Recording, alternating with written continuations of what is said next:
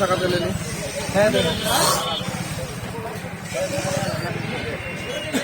ও বারুদ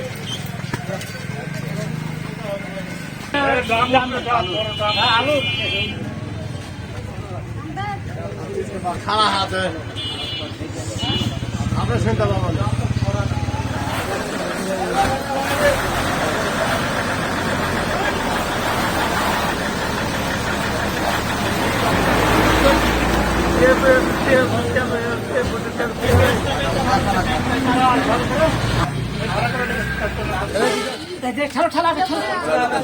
না না তার মুখে দেওয়া হয়